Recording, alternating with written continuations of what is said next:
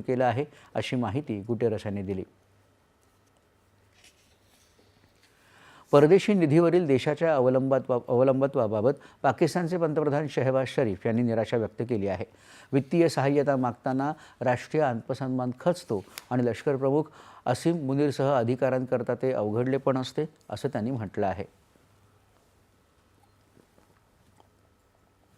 इस्लामाबाद इथं पाकिस्तानच्या मुख्य निर्यातदार आणि व्यापारी प्रतिनिधींसमोर ते काल बोलत होते.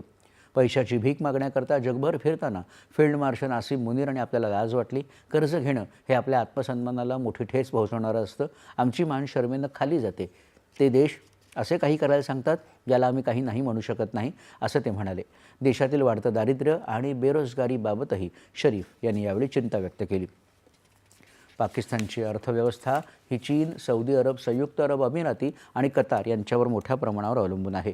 पाकिस्तानच्या आर्थिक स्थैर्याकरता हे देश महत्त्वाचे आहेत. नवी मुंबईत तळोजा इथं भारतरत्न डॉक्टर बाबासाहेब आंबेडकर विधिज्ञ